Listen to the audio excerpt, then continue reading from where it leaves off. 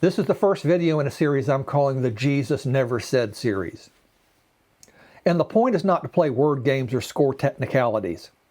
It's to expose something much deeper, something sitting underneath how most people think about faith. There are things we say all the time as Christians, things that are true, things the Bible teaches, that Jesus himself never actually said in those terms. He never said, I am God. He never said, God is three persons.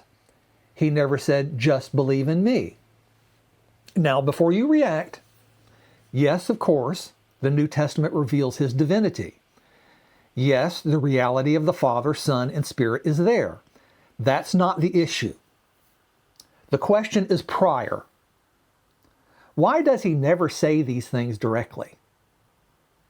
And more importantly, what does he say instead, over and over, whenever faith is actually on the table?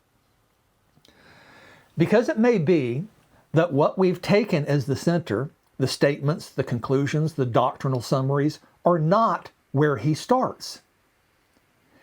And if you start where he doesn't start, you end up trying to believe something he never asked you to believe that way. Jesus never said, believe in me, as a standalone command. He told people to believe in him because of something else, something older than him, something written before he incarnated, something that once seen makes belief unavoidable, not because you worked it up, but because it landed on you from the outside of the world. And if that's true, then the entire structure of what we call faith might be massively off at the foundation. Let me state it another way. Jesus absolutely did tell people to believe in him, but he almost never says it directly. He says it through something else. He says it by means of something prior. And that raises a question most people never stop to ask. What did he say directly, consistently, explicitly, without indirection, that he expected people to take first? Because if he builds faith indirectly on something else, then that something else isn't secondary. It's the ground. And if you skip the ground and go straight to the conclusion, you don't have stronger faith. You have disconnected faith. So before we talk about believing in Jesus, we need to ask whether Jesus himself put underneath that belief something else, something foundational. What he actually said, plainly, repeatedly, without metaphor, without compression. And why he kept sending people there instead of just saying, believe in me.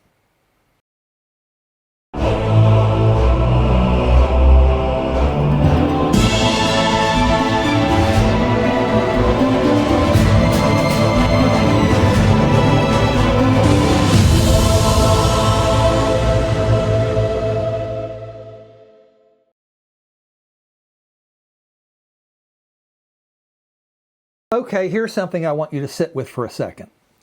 Jesus never once said, just believe in me. I know.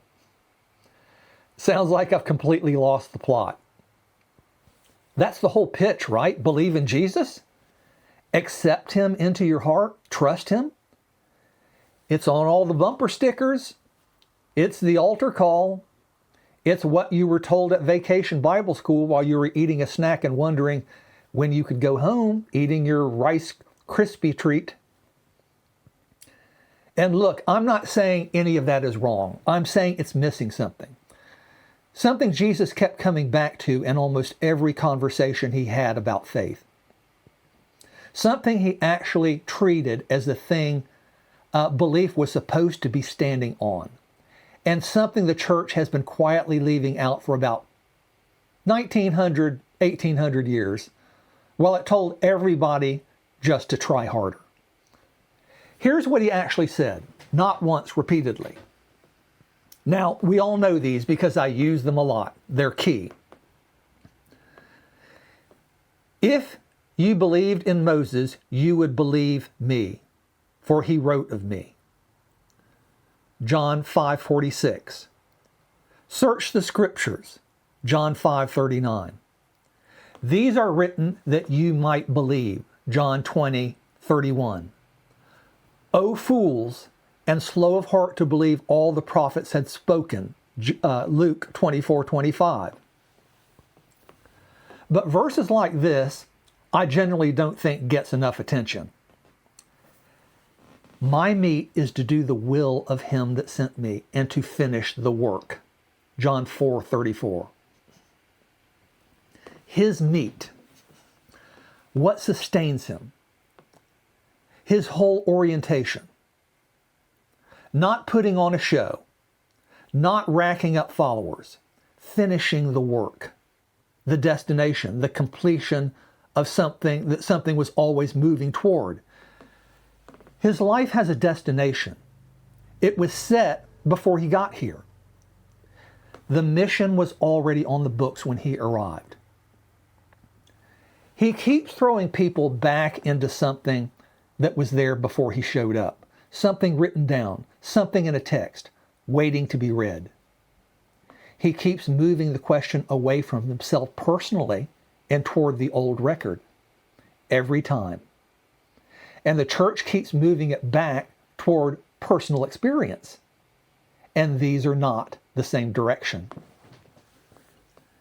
If Jesus is the one who gets to define what real faith looks like, and yeah, I think he gets a vote, then something has gone significantly wrong with what we have been selling. Now, what Jesus actually said about faith. Let's start with John 5:31 through 36, because this one stops me every time I read it. Jesus explicitly refuses to argue his own case from personal authority. He says, if I bear witness of myself, my witness is not true.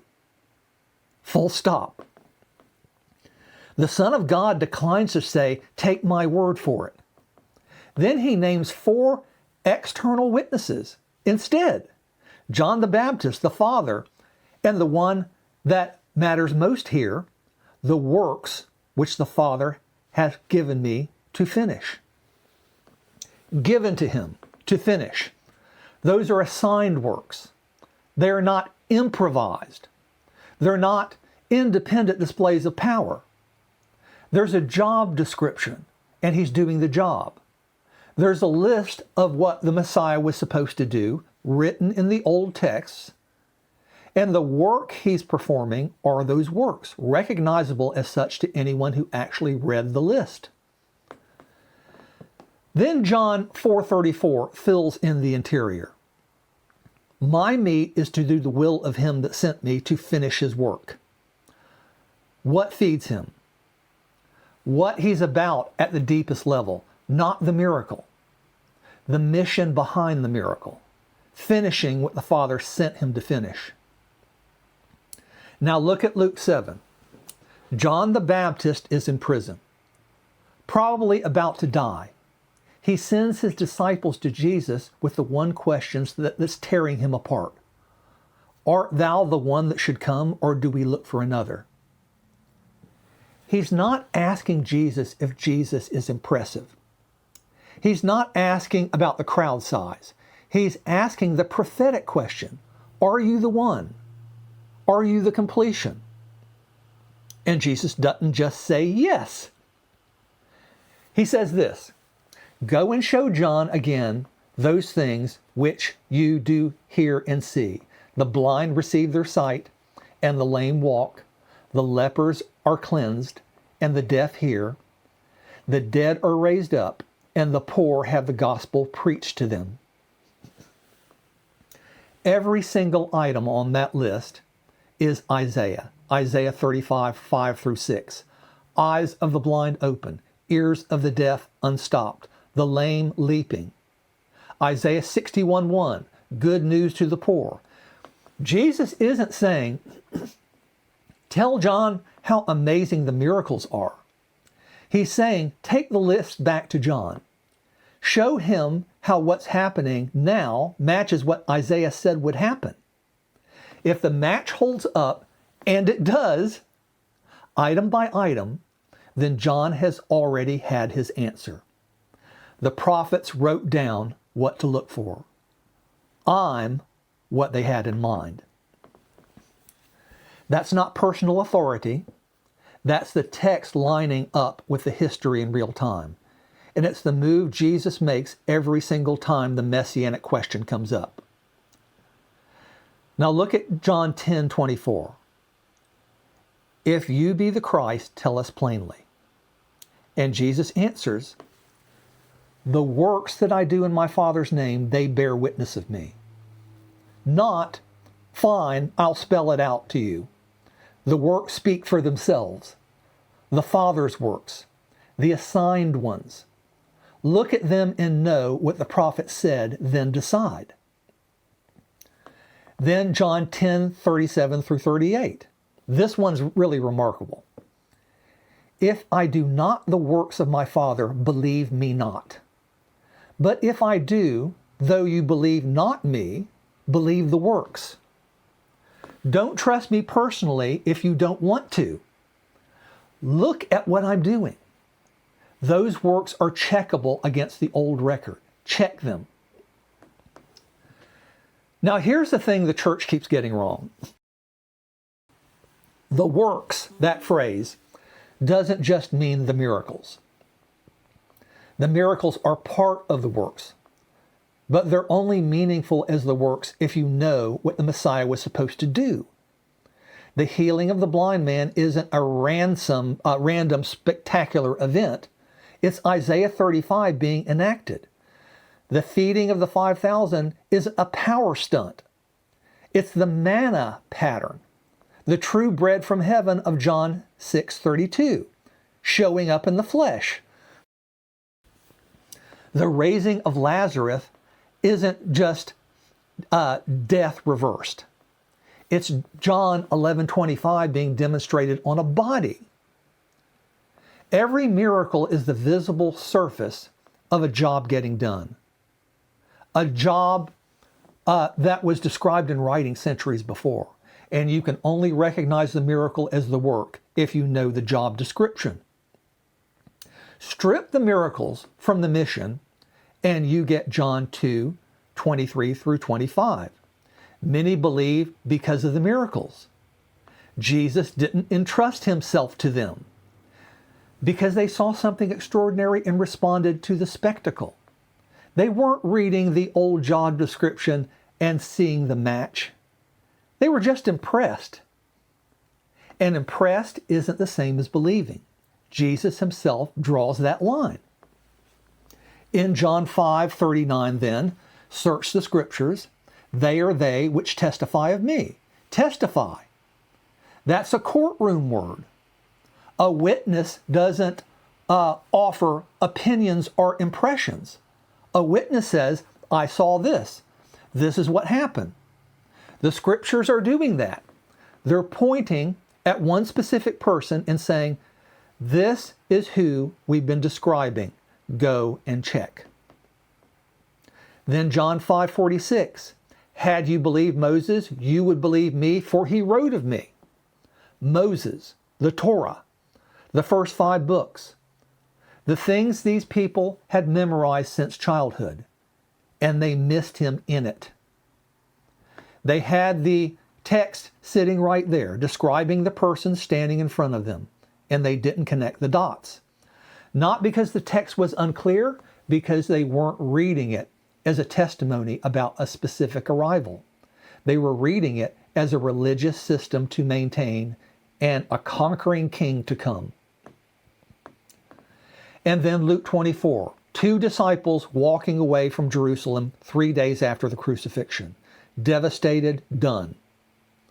The risen Jesus walks alongside them and they don't recognize him. What does he do? Does he perform a miracle? Does he produce a feeling? Does he tell them to say, just believe in me? No. He opens the prophecies. Beginning at Moses and all the prophets, he expounded unto them in all the scriptures the things concerning himself. He walks through the whole Old Testament and shows them where it was pointing all along. And they say afterward, did not our heart burn within us while he talked with us by the way, while he opened to us the scriptures? Notice what produces the burning heart here. The open scriptures, the old texts showing their hand. The interior experience is the fruit of the exterior record being understood. It's not the other way around. The feeling comes second. It comes from something that was there first. Now, there are 4 misreadings, and we want to go through them. And I often do these 4 misreadings because they're so important, because it's contrasting what Jesus is doing with what the culture is doing. Look, I grew up with this. You probably did too. The altar call, the sinner's prayer, the moment of decision. And honestly, there's real substance there. Faith is personal. It does involve a choice. And I'm not throwing any of that out. But here's the problem with making the decision the center of it all. It makes the whole thing depend on how sincere you were when you made it, how much you meant it, how fully you surrendered. And when it stops working, and for a lot of people it stops working, the answer is always, go back and do it again, this time for real. And the one thing nobody ever says is, go back and read what Moses wrote. Check what Isaiah said. See how the description matches the person. Because what your faith needs to stand on isn't the quality of your decision. It's the reality of the mission that got finished. Jesus in John 5 isn't asking people to make sincere personal decisions. He's saying, if you'd been reading Moses right, you'd have recognized me the moment I showed up. The old text would have done the heavy lifting. Now, there's a charismatic reading to this, and we will call it faith as felt encounter. This one sounds the most alive. Faith is the felt presence, the spirit moving, the interior witness. And when it's actually happening, when the room is electric and something real is going on, it feels like the most genuine thing in the world. But John 2:23 through 25 is sitting right there. Lots of people believed because of the miracles, actual miracles. And Jesus didn't entrust himself to that crowd. Because if you're responding to spectacular events without knowing what job those events are assigned to do, without knowing Isaiah's list, without knowing the old mission, you're responding to the electricity, not the one generating it. The feeling may be real. The basis for it isn't there. That's the difference between a crowd that got impressed and the Samaritan woman in John 4 who suddenly knew exactly who she was talking to. She didn't need a miracle. The old record, the messianic prophecies landed on her as she recognized the person. That's the yaudah, the Hebrew word meaning the recognition that happens when a demonstrated reality hits you. Not manufactured, not worked up, it comes from the outside in. Now this reading, faith is doctrinal assent. Okay, Reformed folks here. I say this with genuine respect because this tradition gets a lot right. Doctrine matters. Getting the propositions right matters. I'm not arguing against precision. What I am arguing against is when the doctrinal system becomes what you're actually standing on instead of what the doctrine is supposed to be describing.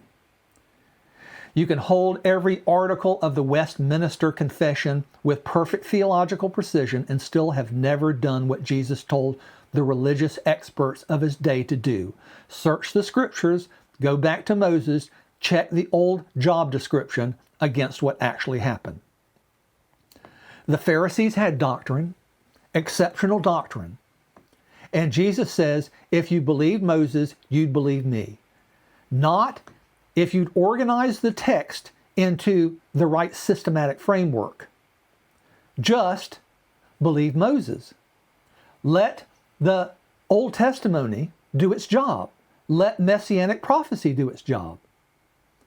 The doctrine was precise, and they still didn't recognize the person Moses was writing about when he was standing directly in front of them. The system was there. What was underneath the system wasn't. And here is another reading. Faith as sacramental participation.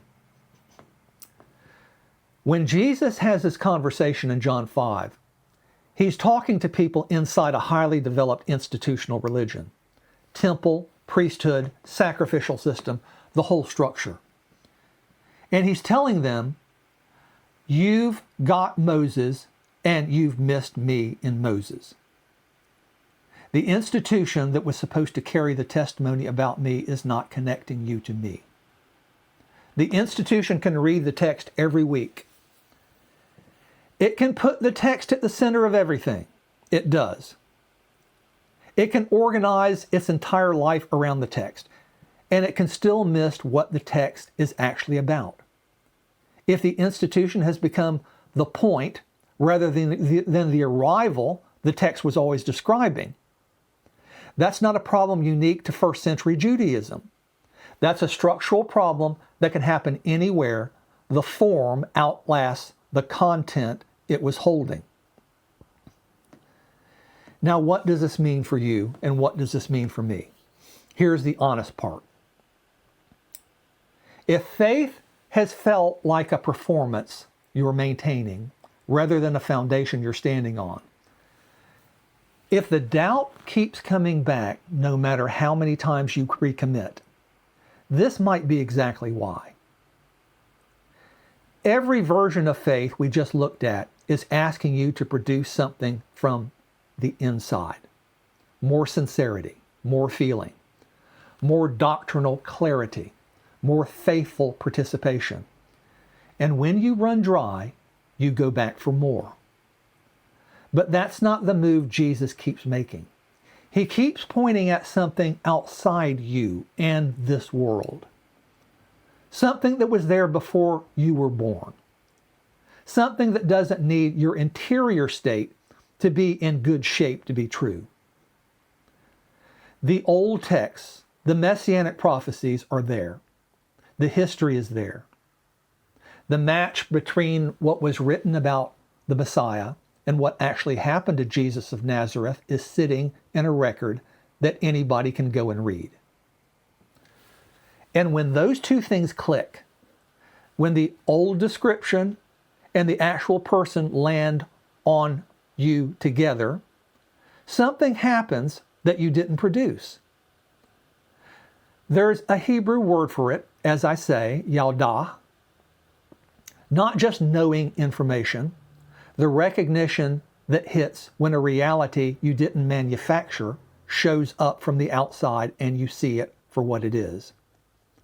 That's what Jesus was pointing people toward, a transcendent occurrence of God before them, a theophany of God before them in Scripture, an occasion for you to actually see God and see God working, not just speculate and feel God.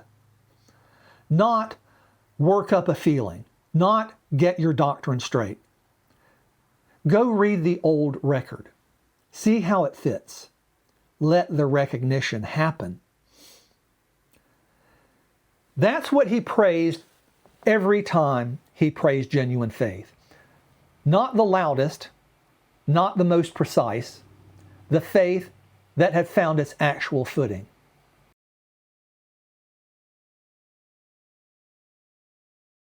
So here's the question I want to leave with you. If Jesus never once asked anyone to believe in him for any reason except his fulfillment of what Moses and the prophets put in writing, if every single time he talked about real faith, he sent people back to the old record of the prophets, then why would you think he'd accept a faith that never went there?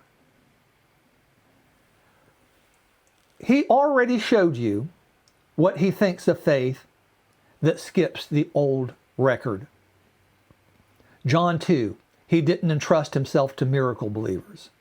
John 7, I never knew you. Not your theology was off. Not you weren't sincere enough. I never knew you. The recognition that was supposed to run both ways was never there, because what was supposed to hold it up wasn't there either. In John 15:24, if I had not done among them the works which none other man did, they had not had sin. Those weren't just the most impressive miracles on record. They were the specific works, the old mission of Messiah, assigned to the Messiah. The ones Isaiah described, the ones that are only recognizable as those works if you had been reading Isaiah. And the ones who watched it all happen and still didn't make the connection aren't just confused, they are without excuse. The description was written down, the events happened exactly as described, the match was right in front of them. It's still right in front of us. Messianic prophecy and those texts haven't gone anywhere. The history hasn't changed. The description and the person are still sitting there in the same record, waiting for someone to actually read both of them together. If you've been believing in his name without knowing what's behind the name, without knowing what Moses said, what Isaiah described, what the works he came to finish actually were, then what you've got isn't faith in him. It's a feeling about a name. And feelings about names don't hold up when things get hard. He told you what holds up. He said it over and over. Different settings, different crowds, the same answer every time. Go back to the Messianic record. The description and the person match.